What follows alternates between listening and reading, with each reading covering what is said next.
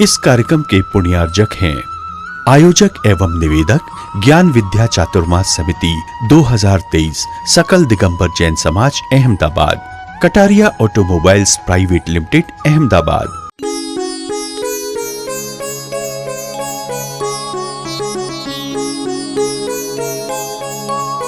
तुम तो जौहरी की दुकान वाले हो जो हर कहीं हर जगह नहीं होते। हाँ, किनारे किनारे पर किराने की दुकान मिल जाएगी, लेकिन जौहरी की दुकान हर जगह नहीं मिलती। वह तो बहुत ही बेशकीमती चीजें बेचते हैं। ऐसे ही तुम जैन कुल में आए हो, बड़े ही सौभाग्यशाली हो। जैसे एक माँ का बेटा जहाँ कहीं पर भी जाता है तो माँ से कह करके जाता, माँ मैं वहां जा रहा हूँ, आशीर्वाद दो माँ, आज्ञा दो माँ। माँ बड़ी खुश होती है कि मेरा बेटा कितना अच्छा है, बहुत ही आज्ञाकारी है, नैतिक है, जहां जाता है मेरी आज्ञा से जाता है। और जब लौट करके आता है तब फिर माँ के चरण स्पर्श करता है, माँ मैं आ गया। जैसे कि आपने ज्ञान धारा में सुना, बालक विद्याधर जहां कहीं पर भी जाते माँ की आज्ञा से कह करके जाते। लेकिन एक बार उन्होंने माँ से नहीं कहा। वो कब? जब वो दीक्षा लेने के लिए जा रहे थे, गुरुओं के दर्शन करने जाते, लौट करके आके माँ के चरण स्पर्श करते। यहाँ से बच्चों की नैतिकता का संस्कार शुरू होता है। जो बच्चे माता पिता का चरण स्पर्श करते हैं, उनकी आज्ञा में रहते हैं, वह गुरुओं की भी आज्ञा मानते हैं। और जो गुरु की आज्ञा मानते हैं वे प्रभु की भी आज्ञा मानते हैं। और जो प्रभु की आज्ञा में जीते हैं उनकी आज्ञा सारी दुनिया मानती है। ये बात मान करके चलिएगा। अगर तुम भी अपनी आज्ञा में सबको चलाना चाहते हो तो पहले भगवान की आज्ञा मानना स्वीकार करो, और इसके लिए पहले माँ की, गुरुजनों की आज्ञा आप स्वीकार करो। क्यों? लेकिन अगर मगर किंतु कुछ नहीं लगाना, धर्म से बड़ा कोई नहीं होता। बच्चों ने जब आज ये कहा धर्म के लिए हम बाल क्या जान भी दे सकते हैं, तो ये बात सुन करके मुझे बहुत खुशी हुई। तन दिया है जा भी देंगे, हे जैन धर्म तेरे लिए, जैन धर्म तेरे लिए हम तो जान भी दे सकते हैं। हमारे कहानी में, पुराणों में हमने पढ़ा है, छोटे छोटे दो बच्चे अकलंक और निकलंक जैसे 16-18 वर्ष के बालक, उनको कहा जाता है कि तुम यहाँ पर प्रणाम करो, जो भगवान नहीं है उनको भी प्रणाम करो। उन्होंने कहा हम प्रणाम नहीं कर सकते, ये भगवान नहीं है, वीतरागी नहीं है, दोषों से मुक्त नहीं है, इन्हें हम, ये अभी परिग्रह से युक्त हैं, इनके पास में परिग्रह है, ये दोषों से युक्त हैं, इनको हम कैसे प्रणाम कर सकते हैं? भगवान मान करके हम प्रणाम नहीं करेंगे। तब सिपाहियों ने कहा तुम्हारे जान ले ली जाएगी, सर धड़ से अलग कर दिया जाएगा। मालूम है वो बच्चे क्या कहते हैं? ध्यान से सुनो बच्चों। यह तन जाए तो जाए, मेरा जैन धर्म ना जाए। यह तन जाए तो जाए, मेरा जैन धर्म ना जाए। अरे तन का क्या है, तन तो फिर मिल जाएगा, लेकिन अगर धर्म चला गया तो दोबारा मिलना बहुत मुश्किल है। इतना सच्चा धर्म साचो साचो मारो जैन धर्म, आ मारो जैन धर्म साचो छे અને દુનિયામાં સર્વોપરી છે એવો મારો જૈન ધર્મ છે। ऐसा मेरा जैन धर्म, प्राण चले जाए जाने दो। बाल से ज्यादा प्रेम है, तन से ज्यादा प्रेम है, या जैन धर्म से प्रेम है? बोलो बच्चों, जैन धर्म से प्रेम है। कई भवों के पुरुषार्थ करके तुमने जैन कुल में जन्म लिया है, बड़ा सौभाग्य है तुम्हारा। और सारे बच्चों के चेहरे पर अद्भुत खुशियां हैं, एक आनंद की लहर है कि आज हमें जैनत्व का वह संस्कार प्राप्त होने जा रहा है। तो मैं आपसे कह रही थी कि जब एक बच्चा माँ की आज्ञा से आता जाता है, उसकी आज्ञा में रहता है, तो माँ क्या करती है मालूम है? अपनी सहेलियों को बताती है, पड़ोसन को बताती है, देखो देखो मेरा बेटा बहुत आज्ञाकारी है, मेरे जैसा बेटा किसी का बेटा नहीं होगा। हाँ, ऐसा प्यारा है मेरा बेटा। माँ को बहुत अच्छा लगता है और वह खुश हो करके सबको बताती है।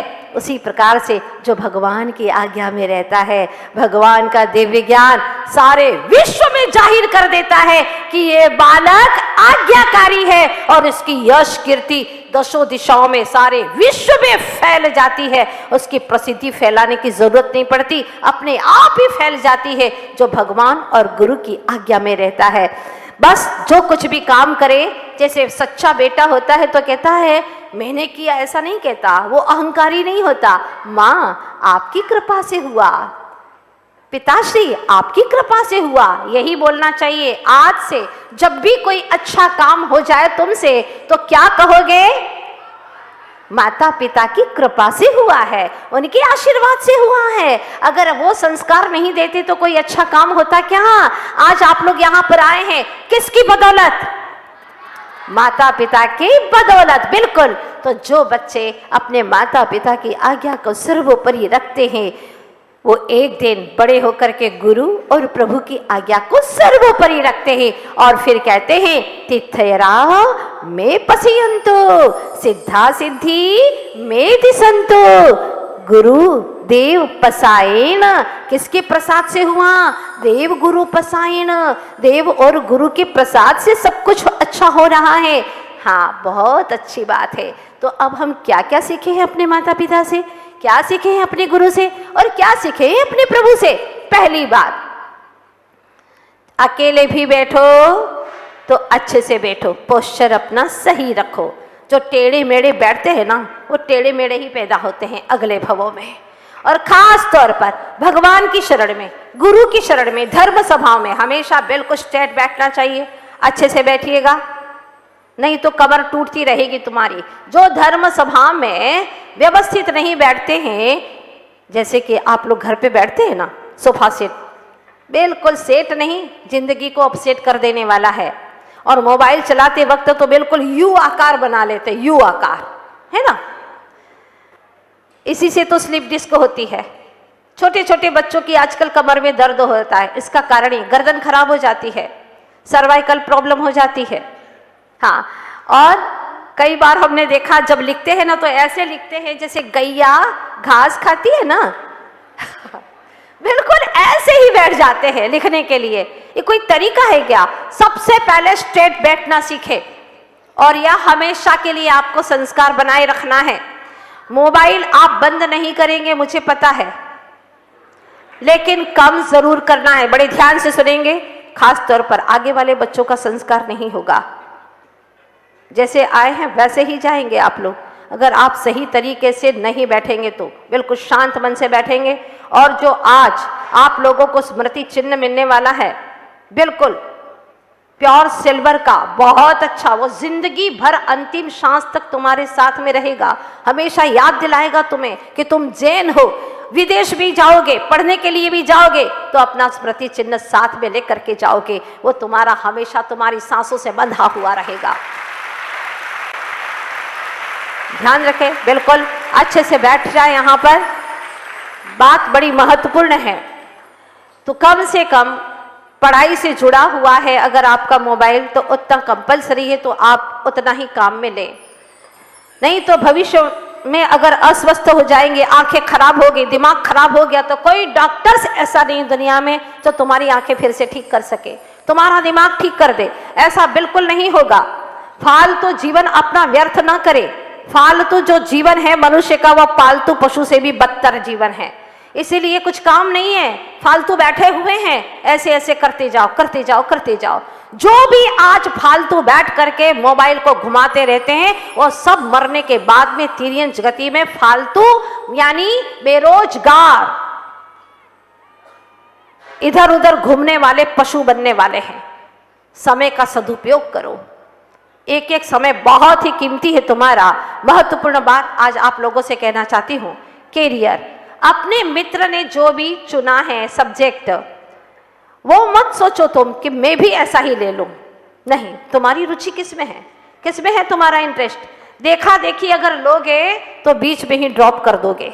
मैंने कई बच्चों को देखा है, देखा देखी सब्जेक्ट ले लेते हैं और फिर बीच में ही ड्रॉप कर देते, मन नहीं लगता, छोड़ देते हैं।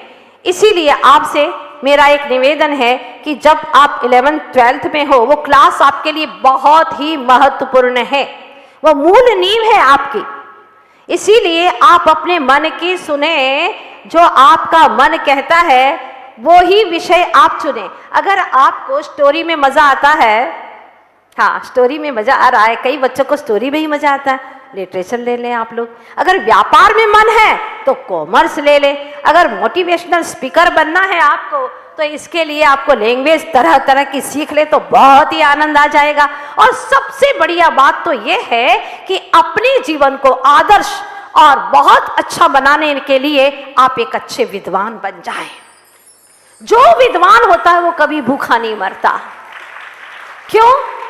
विद्वान को क्यों चुना मैंने, इसका कारण यह है, जैसे डॉक्टर की जॉब करते हैं, पूछो इनसे, सवेरे से लोग रोते रोते ही आते हैं उनके पास में, पहला मुख देखते हैं रोने वालों का, रात तक रोते रोते रोतले लोगों को ही देखते रहते हैं। पूछना डॉक्टर लोगों को, यही कर रहे हैं वो। इसीलिए प्रातः काल, हाँ, तो जैसे ही आपने रोते लोगों को देखा तो दिन भर आपका रोते रोते ही ऐसा ही बीतेगा। पुलिस वालों को देखो, लड़ते झगड़ते लोग आते हैं, इसने ये कर दिया वो कर दिया, सब शिकायतें ही शिकायतें, किसी की प्रशंसा तो करते ही नहीं है, अच्छाइयाँ तो बताते ही नहीं है। इसीलिए भूल करके भी ऐसी जॉब मत पसंद करना जो तुम्हारी जिंदगी का सारा आनंद ही लूट ले।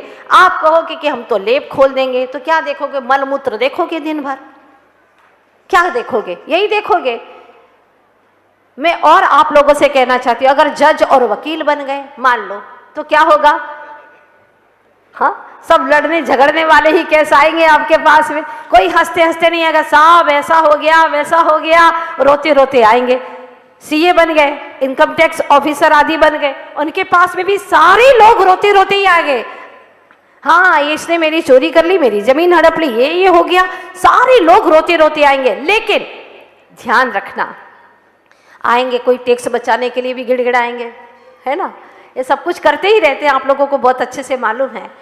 लेकिन अगर विद्वान बनेंगे, अगर आप भगवान की वाणी सुनेंगे और सुनाएंगे लोगों को, ज्ञान की बातें बांटेंगे लोगों को, तो इससे रोते रोते आएंगे लोग पर हंसते हंसते चले जाएंगे। इसलिए मेरी गुजारिश है आपसे कि आप कुछ ऐसा काम करें, इमोशनल होकर के कुछ भी ऐसा काम ना करें। कई बार बच्चे इमोशनल होकर के सोचते हैं कि मैं भी ऐसी जॉब करूं, जैसे मेरे मित्र की ये 50 लाख का पैकेज है, मुझे भी मिल जाए। अरे पैकेज क्या काम का, पैक हो जाएगी एज तुम्हारी, हिल नहीं पाओगे। चाहो भी कि मैं चातुर्मास का आनंद लूं तो ले नहीं पाओगे। इसलिए कल ही ज्ञानधारा में विषय चला था कि ना नौकरी चाहिए दूसरे नंबर पर, हाँ चाहिए तो कथनचित व्यापार, और सर्वोत्तम है कृषि करना। कृषि बनो या ऋषि बनो, कृषि करो या ऋषि बनो, यह है हमारी भारतीय संस्कृति। जब से यह खत्म हो गया तब से लोग मीडिया, गूगल, पता नहीं किसके किसके चक्करों में पड़ गए और अपनी जिंदगी तबाह करने लगे। अब वो स्वयं सोचते हैं कि मैंने पता नहीं इनसे सीख करके क्या होता है। लोग आज सीरियल पर बहुत सारी बातें ऐसी ऐसी सीख लेते हैं जिसमें वो जल्दी से निर्णय कर लेते हैं, अपने दिमाग की बात तो कुछ सोचते ही नहीं है। ये हीरो है, ये हीरोइन है, ऐसे दिखते हैं, ऐसे ही कपड़े पहनो, ऐसे ही चलो, ऐसा ही हमारा घर होना चाहिए, ऐसी ही गाड़ी होना चाहिए। आपको मालूम नहीं है कि पहले गाड़ी मोटर सुधारने वाले जो लोग रहते थे, उन नौकरों के लिए उन्होंने मोटे मोटे कपड़े बनाए थे, जैसे जीन्स वगैरह पहनते हैं ना आप लोग, हाँ। और फिर जैसे ऊपर चढ़ते थे और वहाँ पर बिजली के काफ़ी काम करने रहते थे, बहुत सारे जेब बना दिए थे उनके, ताकि उसी में ही वो औजार वगैरह रख दो, बार बार नीचे आ नहीं सकते थे। लोगों ने देखा और नकल करना शुरू कर दी। क्या हो गया? रफ एंड टफ चालू हो गया, हाँ वहीं से चालू हो गया। अरे दिमाग तो लगाया ही नहीं तुमने कि वो क्यों पहनते, वो नौकरों चाकरों के लिए, ऐसे सर्विस करने वाले लोगों के लिए, तुम्हारे लिए नहीं था। तुम्हारे लिए तो और एक से एक वस्त्र थे जो हमारे आचार्य भगवंतों ने बताए हैं कि एक सेठ को कैसे वस्त्र पहनना चाहिए। जितनी चुस्त कपड़े पहनने लगे उतनी शरीर के अंदर बीमारियां पैदा होने लगी। अब वह भगवान के पास में भी आना नहीं चाहते। देखो आज का दृश्य कितना प्यारा लग रहा है, सब धोती दुपट्टे में, ये भगवान की भक्ति की वेशभूषा है। आप लोग क्या समझते हैं, फिल्मी हीरो बहुत अच्छे हैं? अरे भीतर में सब खोखले होते हैं। कितने आए दिन विकल्प जाल, ऊपर से अप टू डेट बाहर में दिखते हैं लेकिन भीतर में फटे हाल। बहुत टेंशन, बहुत विकल्प। अगर अच्छी सी जिंदगी जीनी है तो आप भगवान की आज्ञा के अनुसार चले, सच्चे श्रावक बने और अपने न्याय से उपार्जित कार्य करते रहें और फिर देखेंगे आप अपना जीवन कितना अच्छा बनेगा। अब देखिएगा, किसी ने कान में एक बाला डाल दिया तो उसने भी देख करके कान में बाला डाल दिया। किसी ने पैरों में, एक पैर में काला धागा पहन लिया, उसने भी पहन लिया। जो जैसा देख रहे वैसा करे। किसी के पेंट फट गए थे हीरो के, तो दूसरों ने भी देखा देखी फटे पेंट पहनना शुरू कर दिया और सुना है कि वो और ज्यादा महंगे आते हैं। ये सब दरिद्रता का निमंत्रण देना है। लड़के होकर के लड़कियों जैसे बाल रखना, चुटैया रखना और वैसे ही हाथों में कंगन पहनना, कानों में बाले पहनना, ये सब लड़की होने के लिए तैयारी कर रहे हैं, दरिद्रता के लिए तैयारी कर रहे हैं। और लड़कियां सोचती है कि हम बाल कटा दे तो लड़के जैसे दिखेंगे। ना ना ना ना, ऐसा नहीं हो सकता, क्योंकि तुमको जो नाम कर्म ने शरीर दिया है वो शरीर आप हटा नहीं सकते, ध्यान रखना। इसीलिए लड़कियां लड़के बनने के लिए ऐसे चाहे कैसे भी कपड़े पहने, आधे कपड़े पहने, खुला बदन है। आज क्यों इस वेशभूषा को आप पहन रहे, मुझे समझ में नहीं आता। किसको अपना शरीर दिखाना चाहते हैं? और जब शरीर दिखाते हैं तो वह आपसे बहुत ही आकर्षित होते हैं लड़के। उनका कोई दोष नहीं है, कपड़े ऐसे पहने हैं इसी का दोष है। हर माता पिता को मैं आज यही कहना चाहती हूँ, पहले भी मैं कई बार कह चुकी हूँ कि आप अपनी बेटियों के लिए ऐसे कपड़े पहनने ही नहीं देंगे, खरीदने ही नहीं देंगे। खबरदार, हमारे घर में ऐसी लड़कियां कपड़े नहीं पहन सकती। भाई पिता के ही भाव बिगड़ रहे हैं, इस तरह के कपड़े पहनती है तो फिर और लड़कों के क्यों नहीं बिगड़ेंगे भाव, आप सोचिएगा। इसीलिए कम से कम इतना करें कि आप पूरे कपड़े पहनेंगे जिससे आपका शरीर ढका रहे। बताओ, आज आप इस भारतीय वेशभूषा में आई हैं बालिकाएं, साड़ियां पहन करके कितना अच्छा लग रहा है। नारी की वेशभूषा साड़ी है, साड़ी है, और इसी में ही वह भारतीय संस्कृति की नारी दिखाई देती है। कितना अच्छा लगता है। चाहे कोई कैसा भी आ जाए मन चलापन वाला, फिर भी आपको देख करके भाव नहीं बिगाड़ सकता। बोलो सच्ची बात है कि नहीं, यस और नो? और अगर आपने आधे कपड़े पहने हैं, तुम्हारा शरीर दिखाई दे रहा है, उसको देख करके लड़कों के भाव बिगड़ेंगे कि नहीं बिगड़ेंगे, बताओ? इसीलिए चाहे कहीं पर भी जाओ, लेकिन अपने कपड़े सही पहनो। धर्म के नाम पर कहीं खेलने के लिए चले गए, धर्म के नाम पर चले जाते हैं और कपड़े पहनते नहीं पूरे, और पहनते भी हैं तो ऐसे जैसे शरीर दिखाई दे। ध्यान रखना, इससे आपका बहुत बड़ा घाटा होने वाला है। फिर से आपको ये स्त्री पर्याय भी नहीं मिलेगी, नपुंसक पर्याय की प्राप्ति होगी। ध्यान रखना। और शरीर को जो उद्घाटित करता है, खुले बदन रखते हैं, निश्चित रूप से फिर आचार्य कहते हैं उनको अब कभी कपड़े पहनने को नहीं मिलेंगे। ऐसी पर्याय में जाएंगे जहां कपड़े पहनना ही नहीं होता, पशुओं की पर्याय में जाएंगे। और भगवान की वाणी कभी असत्य नहीं हो सकती। अगर आपको अपनी पर्याय सुधारनी है तो आज से संकल्प कर लेना, मंदिर आएंगे अपना सिर ओढ़ करके आएंगे।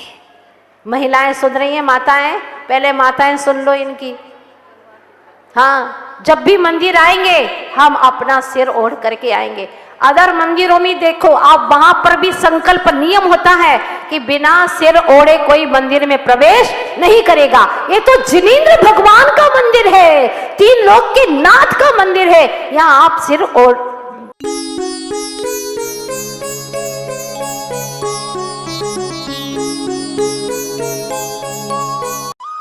इस कार्यक्रम के पुण्यार्जक थे आयोजक एवं निवेदक ज्ञान विद्या चातुर्मास समिति 2023 सकल दिगंबर जैन समाज Ahmedabad, Kataria automobiles private limited Ahmedabad.